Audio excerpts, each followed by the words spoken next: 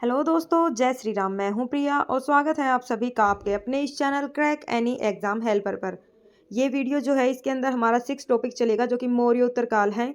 ठीक है, किस एग्जाम के लिए ये इंपॉर्टेंट रहने वाली है तो वो देख लेना। जितने भी आपके एसएससी के, रेलवेज के, जो भी आपके वन डे कम्पिटेटिव एग्जाम है उन सभी के लिए ये जो वीडियो है आपकी वो सफिशियंट रहेगी।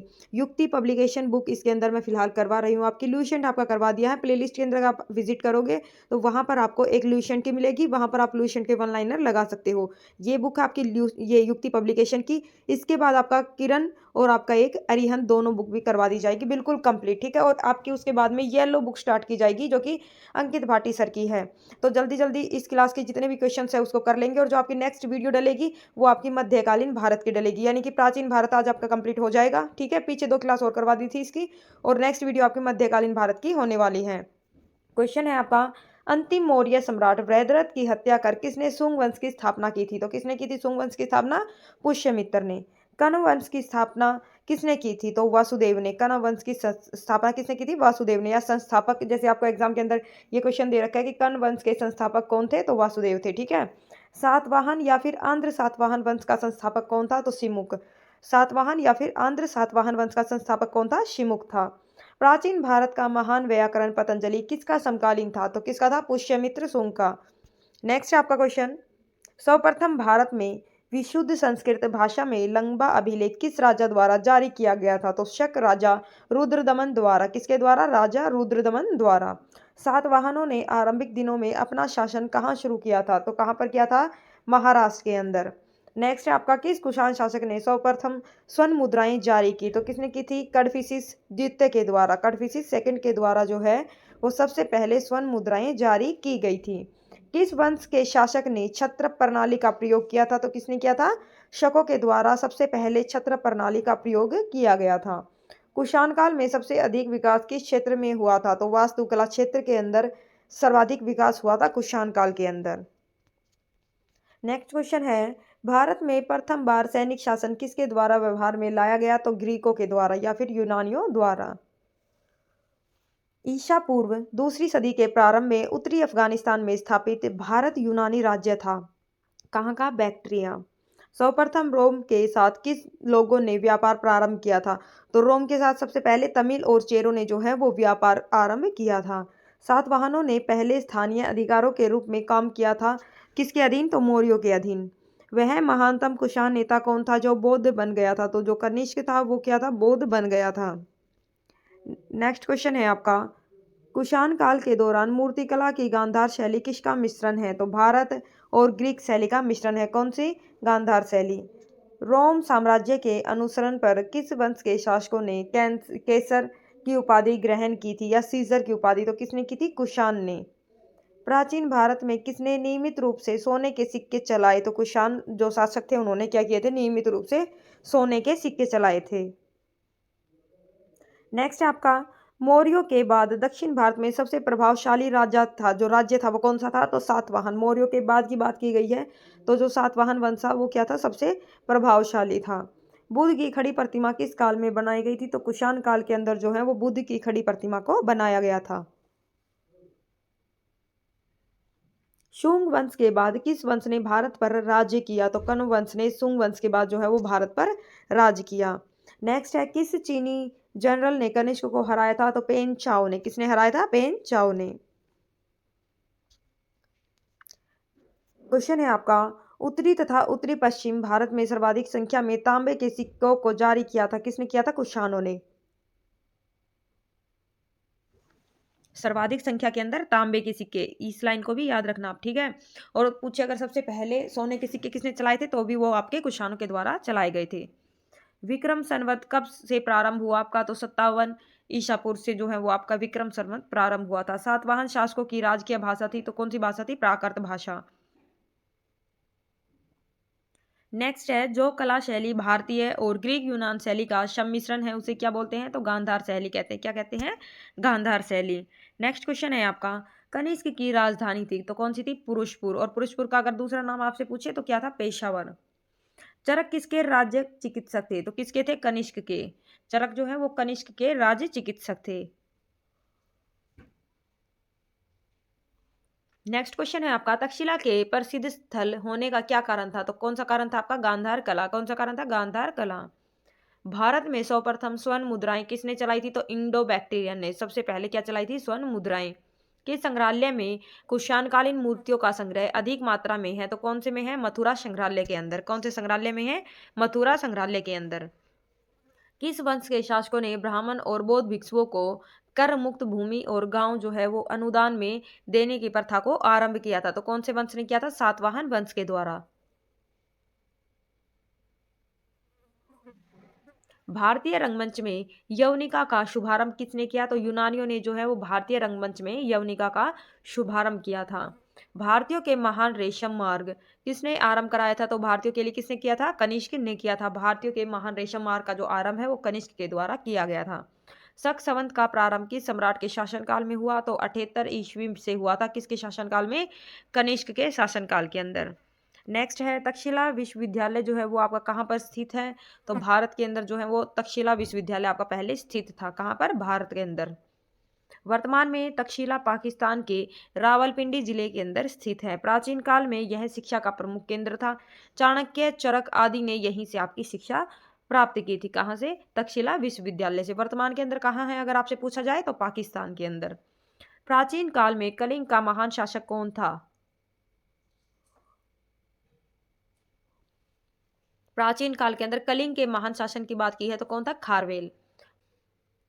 बुध का किसके सिक्कों पर अंकन हुआ? तो किसके सिक्कों पर हुआ था? कनिष्क के सिक्कों पर। योद्धायन सिक्कों पर किस देवता का अंकन मिलता है? तो कार्तिक के। क्या किसका मिलता है? कार्तिक के। नेक्स्ट क्वेश्चन है आपका, कनिष्क के सारनाथ बौद्ध प्रतिमा अभिलेख की तिथि क्या है? 81 ईस्वी। कौन सी है? 81 ईस्वी। अश्वघोष किसका समकालीन था? तो किसका था? कनिष्क का। बाल विवाह की प्रथा प्रारंभ हुई कुषाण काल में। बाल विवाह की प्रथा कब प्रारंभ हुई थी? आपके कुषाण काल में। जो कला शैली भारतीय और यूनानी आकृति का सम्मिश्रण है उसे क्या बोलते हैं? तो गांधार शैली बोलते हैं। क्या बोलते हैं? गांधार शैली। सातवाहनों की राजधानी अवस्थित थी कहाँ पर? अमरावती में। आंध्र सातवाहन राजाओं की सबसे लंबी सूची किस पुराण में मिलती है आपकी? तो मत्स्य पुराण के अंदर मिलती है। किनकी? सातवाहन राजाओं की सबसे लंबी सूची। पूर्वी रोमन शासन जस्टिनियन का सर्वाधिक महत्वपूर्ण योगदान किस क्षेत्र में था? तो विधि के क्षेत्र में था। कौन से क्षेत्र के अंदर था? विधि के क्षेत्र के अंदर। नेक्स्ट आपका संगम काल। संगम युद्ध में उरेयूर किस लिए विख्यात था आपका? तो कपास के व्यापार का महत्वपूर्ण केंद्र था।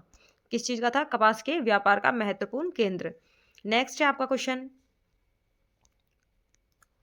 तोलकाप्पियम ग्रंथ संबंधित है तो किससे संबंधित है? व्याकरण और काव्य से। किससे संबंधित है? तोलकाप्पियम ग्रंथ आपका व्याकरण और काव्य से। धार्मिक कविताओं का संकलन कुरल किस भाषा में है आपका? तो तमिल भाषा के अंदर। किस संगम युगीन राज्य के संरक्षण में तीनों संगमों का आयोजन किया गया था? तो पांड्य के। लाल चेर के नाम से प्रसिद्ध वह चेर शासक कौन था जिसने कन्नगी के मंदिर का निर्माण कराया था आपका? तो शेन गुट्टवन। कौन था? शेर गुट्टवन। नेक्स्ट आपका, तमिल भाषा के शिल्पाधिकारम और मणिमेखलई नामक गौरव ग्रंथ किससे संबंधित हैं आपके? तो हिंदू धर्म से संबंधित है। जिनके ऊपर मैं स्टार्टिंग कर रही हूँ वो क्वेश्चन आपके यहाँ पर मोस्ट इंपोर्टेंट रहने वाले हैं। रिपीटेड क्वेश्चन है एग्जाम के अंदर तो देख लेना आप। नेक्स्ट आपका, कौन संगम युगीन व्याकरण रचना सर्वाधिक महत्वपूर्ण रचना मानी गई है आपकी? तो तोलकाप्पियम। कौन सी मानी गई है? तोलकाप्पियम। मुजरिस किस राज्य का प्रमुख बंदरगाह था? तो मुजरिस जो है वो आपका चेर राज्य का प्रमुख बंदरगाह था। प्राचीनतम तमिल देवता मुरुगन किस वैदिक देवता के सदृश्य हैं आपके? तो किसके हैं? कार्तिकेय के। ये आपको स्कंद भी देखने को मिल सकता है। संगमकालीन साहित्य में कौन, को और मनन किसके लिए प्रयुक्त होते थे? तो राजा के लिए। किसके लिए? राजा के लिए। तमिल काव्य का इलियड किसे कहा जाता है? तो शिल्पाधिकारम को। तमिल काव्य का इलियड किसको बोलते हैं? शिल्पाधिकारम को। नेक्स्ट है, चेर वंश का शासन किस क्षेत्र पर था? तो केरल पर था। चेर वंश का शासन कहाँ पर था? केरल पर था। चेर वंश का प्रसिद्ध शासक अगर आपसे पूछे तो सेन गुट्टवन। कौन थे? सेन गुट्टवन। चोल वंश का प्रसिद्ध शासक कौन था? ये तो आपकी चेर वंश की बात हो गई, ये आपके चोल हो गए। चेर, चोल और पांड्य, ठीक है, इनको याद रखना है। नेक्स्ट आपके चोल वंश का प्रसिद्ध शासक कौन था? तो करिकाल। कौन था? करिकाल। चोल काल में सूती वस्त्र उद्योग का प्रमुख केंद्र कहाँ पर था आपका? उरेयूर के अंदर। कहाँ पर? उरेयूर के अंदर। तोलकाप्पियम की रचना किसने की? तो तोलकाप्पियर ने। किसने की थी तोलकाप्पियम की रचना? तोलकाप्पियर ने। चोल काल में सर्वोच्च न्यायालय को क्या कहा जाता था? तो मनरम। क्या बोलते थे? मनरम। किसको? चोल काल के अंदर सर्वोच्च न्यायालय को। पांड्यों की राजधानी अगर पूछे तो मदुरई थी। पांड्यों की राजधानी क्या थी आपकी? मदुरई। नेक्स्ट क्वेश्चन है आपका, तमिल का गौरव ग्रंथ जीवन चिंतामणि किससे संबंधित है? कौन से ग्रंथ की बात हुई है यहाँ पर? चिंतामणि की। तो कौन से धर्म से संबंधित है ये आपका? तो जैन धर्म से। संगम किससे संबंधित है आपका? तो विद्वानों से संबंधित है। स्ट्रैम्बो के अनुसार संगम युग के किस वंश के शासक ने रोमन सम्राट ऑगस्टस के दरबार में 20 बीसी के लगभग अपना एक दूत भेजा था? तो किसने भेजा था? पांडे नरेश ने। तमिल काव्य का ओडिसी किसे कहा जाता है? तो तमिल काव्य का जो ओडिसी है वो मणिमेखलाई को कहा जाता है। पुरै या कावेरी पट्टम की स्थापना किसने की थी? तो करिकाल ने पुहर या कावेरी पट्टम की स्थापना की थी।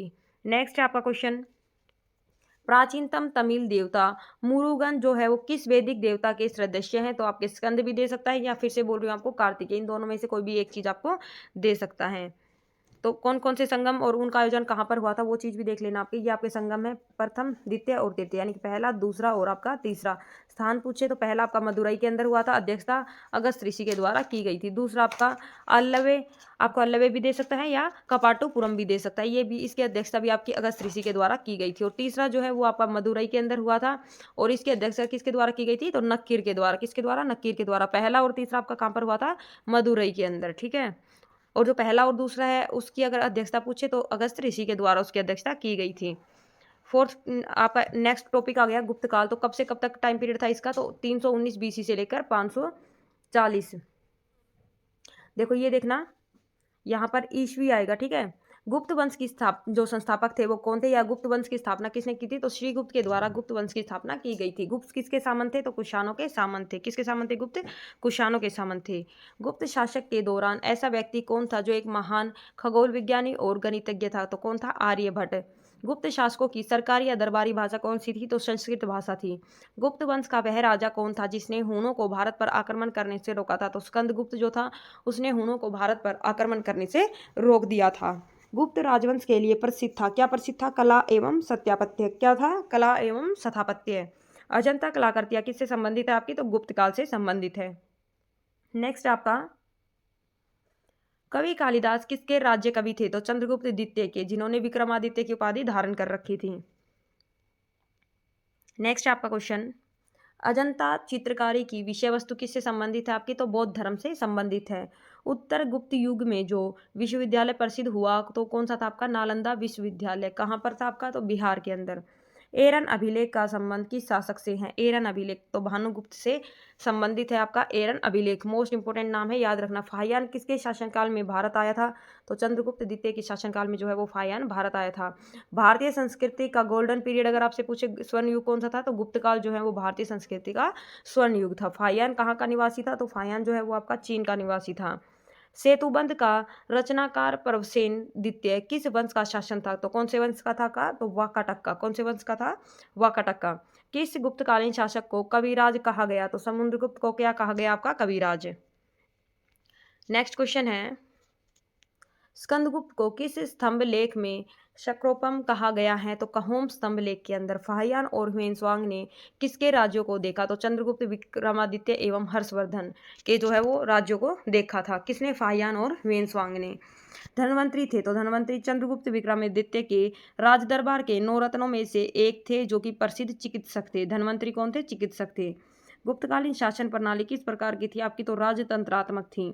गुप्त स्थापत्य कला का सर्वोत्कृष्ट मंदिर कौन है? तो कौन सा आपका? देवगढ़ का दशावतार मंदिर। कौन सा मंदिर है आपका? देवगढ़ का दशावतार मंदिर। अजंता की गुफाओं में किन गुफाओं का निर्माण गुप्त काल में हुआ? तो 16, 17 और 19 गुफाओं का जो निर्माण है वो आपका गुप्त काल के अंदर हुआ था। अमरकोश के लेखक अमर सिंह किस शासक के दरबार से जुड़े हुए थे? तो चंद्रगुप्त द्वितीय से।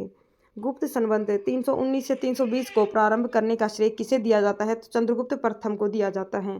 चंद्रगुप्त प्रथम ने गुप्त संवत का प्रारंभ किस उपलक्ष्य में किया? अपने राज्यारोहण के स्मारक के रूप में। किस में किया था? अपने राज्यारोहण के स्मारक के रूप में। नेक्स्ट क्वेश्चन है आपका, नगरों का क्रमिक पतन किस काल की एक महत्वपूर्ण विशेषता थी आपकी? तो गुप्त काल की। किस वंश के शासकों ने मंदिरों एवं ब्राह्मणों को सबसे अधिक ग्राम अनुदान में दिए थे? तो गुप्त वंश ने दिए थे। दिल्ली के मेहरौली में कुवत उल इस्लाम मस्जिद के प्रांगण में स्थित प्रसिद्ध जो आपका लौह स्तंभ है वो किसकी स्मृति में है? तो आपका चंद्रगुप्त की स्मृति में बनाया गया है। कालिदास द्वारा रचित मा एक मिनट कालिदास द्वारा रचित मालविका अग्निमित्र नाटक के नायक कौन थे? तो आपके अग्निमित्र। याद रखना कौन किस चीज के थे? कालिदास के द्वारा रचित है। कौन सी? आपकी मालविका अग्निमित्र। काफी बार पूछी गई है एग्जाम के अंदर कि किसके द्वारा रचित है, तो कालिदास के द्वारा। ठीक है, और इसके नायक अगर पूछे तो अग्निमित्र। नेक्स्ट है आपका समुद्रगुप्त की सैनिक उपलब्धियों का वर्णन उसके किस अभिलेख के अंदर मिलता है? तो प्रयाग प्रस्तुति अभिलेख के अंदर। कौन से अभिलेख में? प्रयाग अभिलेख में। किस काल में स्त्रियों की पुरुषों से बराबरी थी? तो आपकी गुप्त काल के अंदर स्त्रियों की क्या थी? पुरुषों से बराबरी थी। भारत का नेपोलियन किसे कहा जाता है? तो समुद्रगुप्त को भारत का नेपोलियन कहा जाता है। किसको? समुद्रगुप्त को। नेक्स्ट है आपका क्वेश्चन, किस राजा का एक अन्य नाम देवगुप्त था? तो देवगुप्त किसका नाम था? चंद्रगुप्त द्वितीय का नाम था। क्या नाम था? देवगुप्त। प्रथम गुप्त शासक जिसने परम भागवत की उपाधि धारण की थी? तो चंद्रगुप्त द्वितीय ने। प्रयाग प्रस्तुति किसके सैन्य अभियान के बारे में जानकारी देता है? तो ये समुद्रगुप्त के अभियान के बारे में जानकारी देता है। गुप्त सम्राट जिसने हुनों को पराजित किया था? तो स्कंदगुप्त ने क्या किया था? हुनों को पराजित किया था और भारत पर आक्रमण करने से रोका था। शक विजेता किसे किसे जाना जाता है? तो शक विजेता के नाम से शकों के ऊपर किसने विजय प्राप्त की थी? तो चंद्रगुप्त द्वितीय के द्वारा शकों के ऊपर विजय प्राप्त की गई थी, इसलिए उनको क्या जाना जाता है? शक विजेता के नाम से जाना जाता है। रजत सिक्के जारी करने वाला प्रथम गुप्त शासक था? तो कौन था? चंद्रगुप्त द्वितीय। नेक्स्ट है आपका, नगरों का क्रमिक पतन किस काल में एक महत्वपूर्ण विशेषता थी? तो गुप्त काल की थी। किस गुप्त शासक ने सर्वप्रथम सिक्के जारी किए? तो चंद्रगुप्त प्रथम ने सबसे पहले जो है वो सिक्के जारी किए थे। कौन सा राजवंश हुनों के आक्रमण से अत्यधिक विचलित हुआ था? तो गुप्त वंश। अजंता गुफाओं के शरीकी या जैसी गुफाएं मध्य प्रदेश में कहाँ पर है आपकी? तो भाग में स्थित है। गुप्त वंश ने किस अवधि में शासन किया था? तो 319 से लेकर 500 ईस्वी तक। याद रखना 319 एडी से लेकर 500 एडी तक। बाल विवाह की प्रथा आरंभ हुई थी आपकी? तो गुप्त काल के अंदर बाल विवाह की प्रथा आपकी आरंभ हुई थी। यूरोपीय भाषा में अनुदित या अनुवादित प्रथम भारतीय ग्रंथ कौन सा है? तो कुमार संभव। कौन सा है? कुमार संभवम। सती प्रथा का पहला उल्लेख कहाँ से मिलता है? तो सती प्रथा का पहला उल्लेख एरन अभिलेख से प्राप्त होता है। मिहिर कुल का संबंध था? तो किससे था मिहिर कुल का संबंध? हुओं से। गुप्त राजा जिसने विक्रमादित्य की पदवी ग्रहण की थी? तो किसने की थी? चंद्रगुप्त द्वितीय ने। गुप्त काल में उत्तर भारतीय व्यापार किस पतन से संचालित होता था? ताम्रलिपि से। किससे होता था आपका? ताम्रलिपि से। गुप्त शासकों के द्वारा जारी किए गए चांदी के सिक्के क्या कहलाते थे? तो क्या बोलते थे उनको? चांदी के सिक्कों को। जिन्होंने गुप्त जो काल है उस टाइम पर जो आपके चांदी के सिक्के चलाए गए थे उनको किस नाम से जाना जाता था? रूपक। याद रखना, काफी बार एग्जाम के अंदर आ चुका है और मतलब हर कोई स्टूडेंट यहाँ पर कंफ्यूज हो जाता है। ठीक है, कि गुप्त शासकों ने जो चांदी के सिक्के चलाए थे उनको किस नाम से जाना जाता है? तो रूपक के नाम से। किस गुप्त शासक को नालंदा विश्वविद्यालय का संस्थापक माना जाता है? तो कुमारगुप्त प्रथम को। किसको? कुमारगुप्त प्रथम को। पुंड्रवर्धन भक्ति अवस्थित थी आपकी भुक्ति जो अवस्थित थी कहाँ पर थी? उत्तर बंगाल के अंदर। कहाँ पर? उत्तर बंगाल के अंदर। वह प्रथम भारतीय विद्वान कौन था जिसने गणित को एक पृथक विषय के रूप में स्थापित किया था? तो किसने किया था? आर्यभट्ट ने। तांबा का सिक्का जारी करने वाला पहला गुप्त शासक कौन था? तो रामगुप्त जो है उन्होंने क्या किया था? तांबे का सिक्का जारी किया था। गुप्त शासक की बात की गई है यहाँ पर, तो आपका रामगुप्त है। ठीक है, कालिदास की किस कृति की गिनती विश्व की 100 प्रसिद्ध साहित्य कृतियों में होती है? तो आपकी किसकी होती है? अभिज्ञान शाकुंतलम की। किसके द्वारा रचित है? कालिदास के द्वारा। वर्तमान के अंदर जो आपकी मैथ की दशमलव प्रणाली है उसका आविष्कार करने का श्रेय किस युग को जाता है? तो आपका गुप्त युग को जाता है। दशमलव प्रणाली जैसे 10.5, तो ये आपका जो पॉइंट है इसको दशमलव बोलते हैं। ठीक है, नेक्स्ट आपका गुप्त काल के सर्वाधिक लोकप्रिय देवता कौन थे? तो विष्णु गुप्त काल के जो है वो सर्वाधिक लोकप्रिय देवता माने जाते हैं। मेहरौली या दिल्ली में स्थित लौह स्तंभ का निर्माण किस सदी में हुआ था आपका? तो फोर्थ यानी कि चतुर्थ सदी के अंदर। कौन सी सदी के अंदर? चतुर्थ सदी के अंदर। कुमार संभव महाकाव्य किस कवि ने लिखा है? तो कुमार संभव आपका जो है वो कालिदास के द्वारा रचित है। नालंदा विश्वविद्यालय की स्थापना किस युग में हुई आपकी? तो गुप्त युग के अंदर हुई थी। गुप्त युग में भू राजस्व की दर क्या थी? तो उपज का छठा भाग। क्या थी? गुप्त युग के अंदर जो आपकी राजस्व की दर थी उपज का छठा भाग। नेक्स्ट आपका आ जाता है पूर्व गुप्तोत्तर काल, पुष्यभूति वंश या वर्धन वंश, यानी कि गुप्त के बाद का काल की बात जो की गई है वो आपका नेक्स्ट टॉपिक आ जाता है। नेक्स्ट जो आपकी वीडियो आएगी वो किसके ऊपर आएगी आपकी? तो मध्यकालीन भारत के ऊपर। किसी भी वीडियो को स्किप मत करना, मोस्ट इंपॉर्टेंट सभी क्वेश्चन यहाँ पर रहने वाले हैं। एक बार में आपको क्वेश्चन याद नहीं होंगे अगर आपने हिस्ट्री को अच्छे से नहीं पढ़ रखा तो। ठीक है, तो वीडियो को आप 2 से 3 बार देख सकते हो। पुष्यभूति वंश की स्थापना किसने की थी? तो पुष्यभूति वर्धन ने जो है वो पुष्यभूति वंश की स्थापना की थी। पुष्यभूति वंश का सबसे प्रतापी राजा कौन था? तो हर्षवर्धन। कौन था? हर्षवर्धन। हर्षवर्धन के समय में कौन सा चीनी यात्री भारत आया था? तो हेनसांग। चालुक्य राजा पुलकेशिन द्वितीय ने किसको पराजित किया था? किसने पराजित किया था? तो किसने किया था? नरसिंह वर्मन प्रथम ने। फिर से देख लो, चालुक्य राजा पुलकेशिन द्वितीय को किसने पराजित किया था? तो नरसिंह वर्मन प्रथम ने। किस व्यक्ति को द्वितीय अशोक कहा जाता है? तो हर्षवर्धन को क्या कहा जाता है? द्वितीय अशोक। बाणभट्ट किस सम्राट के दरबारी कवि थे? तो हर्षवर्धन के दरबारी कवि थे। कौन? बाणभट्ट। हेवेनसांग भारत में लगभग कितने साल रहा? हेवेनसांग जो है वो भारत में लगभग 14 साल तक रहा था। कुंभ मेले को प्रारंभ में, एक मिनट, कुंभ मेले को आरंभ करने का जो श्रेय है वो किसको दिया जाता है? तो हर्षवर्धन को दिया जाता है। नर्मदा नदी पर सम्राट हर्ष के दक्षिणावर्ती आगमन को रोका, तो किसने रोका था? पुलकेशिन द्वितीय ने। नेक्स्ट आपका क्वेश्चन, चालुक्य शासन पुलकेशिन द्वितीय ने किस नदी के किनारे हर्षवर्धन को परास्त किया था? तो कौन सी नदी के किनारे किया था? नर्मदा नदी के किनारे। जो आपका युद्ध हुआ था उसके अंदर क्या हुआ था? हर्षवर्धन पराजित हो गया था। नेक्स्ट क्वेश्चन है आपका, हर्ष के शासनकाल में उत्तर भारत का सबसे महत्वपूर्ण शहर कौन सा था? तो कौन सा शहर था हर्षवर्धन का? कन्नौज। कौन सा था? कन्नौज। हर्षवर्धन की आत्मकथा किसने लिखी? तो बाणभट्ट ने हर्षवर्धन की आत्मकथा लिखी थी। किसने लिखी थी? बाणभट्ट ने। हर्षवर्धन अपनी धार्मिक सभा कहाँ किया करता था? तो प्रयाग के अंदर। कहाँ पर? प्रयाग के अंदर। वर्धन वंश की राजधानी थानेश्वर किस प्रदेश के अंदर स्थित है आपकी? तो हरियाणा के अंदर स्थित है। हर्षवर्धन ने 606 ईस्वी में हर्ष संवत की स्थापना किस उपलक्ष्य के अंदर की थी? अपने राज्यारोहण के उपलक्ष्य के अंदर। ह्वेनसांग की भारत यात्रा में समय सूती कपड़ों के उत्पादन के लिए सबसे प्रसिद्ध नगर कौन सा था? तो मथुरा जो है वो ह्वेनसांग की भारत यात्रा के समय सबसे प्रसिद्ध सूती कपड़ों के उत्पादन का नगर था। कवि बाणभट्ट निवासी था कहाँ का? थानेश्वर का। कवि बाणभट्ट जो है वो थानेश्वर का निवासी था। नागानंद के रचनाकार कौन थे? तो नागानंद किसके द्वारा लिखी गई है? हर्षवर्धन के द्वारा। नागानंद किसके द्वारा रचित है आपकी? तो हर्षवर्धन के द्वारा। नेक्स्ट है, सम्राट हर्षवर्धन ने 2 महान धार्मिक सम्मेलनों का आयोजन किया था। सम्मेलनों का आयोजन कहाँ कहाँ पर किया था आपका? तो कन्नौज और प्रयाग के अंदर। कहाँ पर किया था? कन्नौज और आपका प्रयाग के अंदर। नागानंद, रत्नावली और प्रियदर्शिका नाटकों में नाटककार थे, तो कौन थे आपके? हर्षवर्धन। गुज्जर को किस शासक ने पराजित किया? तो गुज्जरों को हर्षवर्धन के द्वारा पराजित किया गया था। गुज्जरों को किसके द्वारा पराजित किया गया? हर्षवर्धन के द्वारा। आज भी भारत में ह्वेनसांग को याद करने का मुख्य कारण है, तो कौन सी है? उनकी एक पुस्तक थी CU की, उनके लिए उनको याद किया जाता है। ह्वेनसांग ने किसे शिलादित्य कहा है? तो उन्होंने अपनी पुस्तक के अंदर हर्षवर्धन को क्या कहा है? शिलादित्य। नेक्स्ट क्वेश्चन है आपका, गुप्त वंश के हास्य के पश्चात उत्तर भारत में बड़े भाग का पुनर्गठन किसने किया था? तो हर्षवर्धन ने किया था।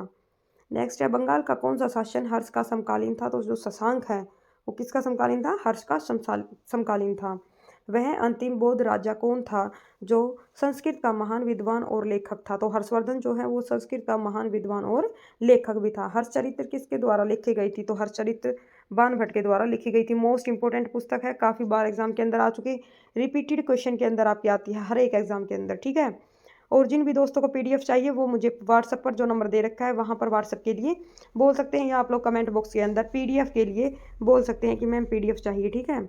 एक चालुक्य अभिलेख के तिथि अंकन में शक संवत का वर्ष 556 दिया हुआ है, इसका तुल्य वर्ष क्या है आपका? तो 634 ईस्वी। कौन सा है? 634 ईस्वी। हर्ष के समय की सूचनाएं किसकी पुस्तक के अंदर निहित है आपकी? तो कलहन की पुस्तक के अंदर। सम्राट हर्ष ने अपनी राजधानी थानेश्वर से कहाँ स्थानांतरित की थी? थानेश्वर से कन्नौज स्थानांतरित कर दी थी। उत्तर प्रदेश में स्थित वह स्थान जहाँ हर्षवर्धन ने बौद्ध महासम्मेलन का आयोजन किया था, तो कहाँ पर किया था? प्रयागराज में। नर्मदा नदी पर सम्राट हर्ष के दक्षिणावर्ती आगमन को किसने रोका था? तो पुलकेशिन द्वितीय ने। कोशे शब्द का प्रयोग किया गया है, तो किसके लिए? रेशम के लिए। चीनी लेखक जो है आपका भारत का उल्लेख किस नाम से करता है? तो चीनी लेखक जो है उसने भारत को किस नाम से लिखा है? यिंतु के नाम से। किस नाम से? यिंतु के नाम से।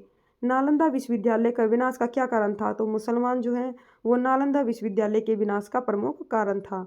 गुप्त उत्तर युग में प्रमुख व्यापारिक केंद्र था, तो कौन सा था गुप्त उत्तर युग के अंदर? तो आपका जो कन्नौज है वो प्रमुख व्यापारिक केंद्र बन चुका था आपका।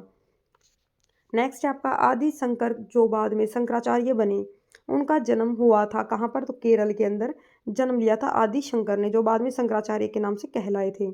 आदि शंकराचार्य द्वारा स्थापित 4 मठ कहाँ कहाँ स्थित है आपका? जोशीमठ, द्वारका, पुरी और श्रृंगेरी के अंदर स्थित है, ठीक है। यहाँ से आपका अगला टॉपिक स्टार्ट हो गया। प्राचीन भारत के अंदर जो आपकी कुछ मिसलेनियस पॉइंट है वो देख लेना। इसके बाद में आपकी ये वीडियो ख़त्म हो जाएगी। थोड़े से क्वेश्चंस है वो भी लगा लेना यहीं पर। नेक्स्ट वीडियो जो आपकी होगी वो मध्यकालीन भारत के ऊपर होगी। मैं कोशिश करूंगी कि 2 वीडियो में या 3 वीडियो के अंदर आपका पूरा मध्यकालीन भारत कंप्लीट करवा दूं। जितना जल्दी हो सके आपको वो बुक प्रोवाइड कंप्लीट करवा के दे दी जाएगी। इसके साथ साथ इसके अंदर जो आपका कंप्यूटर का पोर्शन है, साइंस है, वो सभी आपकी कवर करवाई जाएगी, तो वो भी देख लेना। किस विदेशी यात्री ने भारत का दौरा सबसे पहले किया था? तो मेगास्थनीज ने सबसे पहले भारत का दौरा किया था। शून्य की खोज किसने की थी? आर्यभट्ट के द्वारा शून्य की खोज की गई थी। महापाषाण संस्कृति हमें दक्षिण भारत से उस ऐतिहासिक युद्ध से परिचित कराती है जहाँ महापाषाण काल में उपयोग में लाए जाते थे बड़े पत्थरों से घेरी गई समाधियाँ। किस पुस्तक का 15 भारतीय और 40 विदेशी भाषाओं में अनुवाद किया जा चुका है? तो कौन सी पुस्तक का किया जा चुका है? आपका पंचतंत्र का। दोस्तों, जहाँ पर भी मैं आपका स्टार मार्क लगाऊं वो क्वेश्चन आपके लिए मोस्ट इंपॉर्टेंट रहने वाला है। उस क्वेश्चन को बिल्कुल भी स्किप मत करना। अगर हो सके तो आप PDF से उस क्वेश्चन को बार बार रिवाइज करने की भी कोशिश करना। नेक्स्ट आपका न्यूमिस्मेटिक्स जो है आपका, उसका क्या है? तो ये सिक्कों व धातुओं का अध्ययन करना कहलाता है। क्या कहलाता है? न्यू, देख लो यहाँ पर, न्यूमिस्मेटिक्स जो है वो आपका सिक्कों और धातुओं का अध्ययन करना कहलाता है।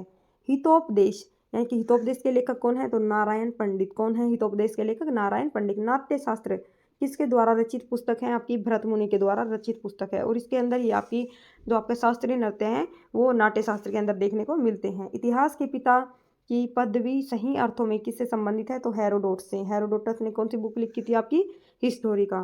प्राचीन नगर तक्षशिला किसके बीच स्थित है? आपका तो सिंधु और झेलम के बीच में स्थित है। आपका कौन सा? तक्षशिला। नेक्स्ट क्वेश्चन है आपका, वह अंग्रेज कौन था जिसने सर्वप्रथम भगवत गीता का अंग्रेजी में अनुवाद किया था? तो किसने किया था? चार्ल्स विल्किंस ने। पुरापाषाण काल में आदिमानव के मनोरंजन के साधन क्या थे? तो शिकार करना था। किसको चालकोलिथिक एज कहा जाता है? तो ताम्रपाषाण युग को। स्वपन वासना दत्ता जो उसके लेखक कौन है आपके? तो भास। स्वपन वासना दत्ता, याद रखना, स्वपन वासना दत्ता के लेखक कौन है? भास। नालंदा विश्वविद्यालय किसके लिए विश्व प्रसिद्ध है? आपका तो तर्कशास्त्र के लिए। किसके लिए प्रसिद्ध? आपका तर्कशास्त्र के लिए। उन स्रोत के नाम बतलाइए जो प्राचीन भारत में व्यापारिक मार्गों पर मौन है। तो कौन है? मिलिंद पन्हो। मिलिंद पन्हो। नेक्स्ट आपका क्वेश्चन, आधुनिक मानव के हाल का पूर्वज है। तो कौन है? क्रो-मेनन मनुष्य। ईसा की प्रारंभिक सदियों में भारत तथा रोम के बीच घनिष्ठ व्यापारिक संबंधों की सूचना किस पुरास्थल की खुदाई से प्राप्त होती है? आपका तो अरिकमेडु से। कहाँ से प्राप्त होती है? अरिकमेडु से। आधुनिक देवनागरी लिपि का प्राचीनतम रूप कौन सा है? ब्राह्मी लिपि। मानव द्वारा सर्वप्रथम प्रयुक्त अनाज था। तो कौन सा अनाज था? आपका चावल। काव्य शैली का प्राचीनतम नमूना किसके अभिलेख से मिलता है? आपका तो काव्य शैली का नमूना आपका रुद्रदमन के अभिलेख से प्राप्त होता है। कौन सा बंदरगाह पोडू के नाम से दी पेरिप्लस ऑफ द इरीथ्रियंस सी, यानी कि लाल सागर का भ्रमण के अज्ञात नामा लेखक के ज्ञाता थे? तो कौन थे? अराकमेडु। कौन थे? अरिकमेडु। ठीक है, याद रखना, पोडू के। किसके? पोडू के। ठीक है, पोडू के कौन थे? अरिकमेडु। नेक्स्ट आपका ताम्रपाषाण काल, यानी कि चालकोलिथिक एज में महाराष्ट्र के लोग मृतकों के घर के फर्श के नीचे किस तरह रखकर दफनाते थे? तो क्या रखते थे? उत्तर से दक्षिण की ओर रखते थे और फिर उनको दफना देते थे। भीमबेटका की गुफाएं जो है वो किसके लिए प्रसिद्ध है? तो गुफाओं की शैल चित्र के लिए। प्राचीन भारत में कौन सी लिपि दाईं ओर से बाईं ओर लिखी जाती है? तो जो खरोष्ठी लिपि है वो आपकी दाईं से बाईं ओर लिखी जाती हैं। मालती माधव के लेखक कौन थे? भवभूति। कौन थे? भवभूति। मुद्रा राक्षस नामक पुस्तक के लेखक कौन थे? विशाख दत्त। मुद्रा राक्षस विशाख दत्त। मालती माधव, भवभूति। किस वंश के राजाओं ने खजुराहो स्थित मंदिरों का निर्माण करवाया था? तो चंदेल वंश के राजाओं ने। आबू का जैन मंदिर किससे बना है? आपका तो संगमरमर से बना है। एलिफेंटा की गुफाएं मुख्यतः किस धर्म से के उपयोग के लिए काटकर बनाई गई थी? तो किस धर्म के लिए बनाई गई थी? आपकी तो शैव धर्म के लिए। ठीक है, देखो कंप्लीट याद मत किया करो। यहाँ पर आप ये भी दे सकते हो कि एलिफेंटा की जो गुफाएं हैं वो किन के उपयोग के लिए बनाई गई थी? तो शैव धर्म के उपयोग के लिए। ठीक है, जो आपका ये है आबू वाला, तो ये मंदिर किन के लिए प्रसिद्ध है? तो जैन मंदिर है, जैन धर्म के लिए आपका प्रसिद्ध है। किस चीज से बनाया गया आपका? तो संगमरमर से बनाया गया है। एलिफेंटा के प्रसिद्ध शैल को काटकर बनाए गए मंदिरों का श्रेय दिया जाता है किनको? राष्ट्रकूटों को।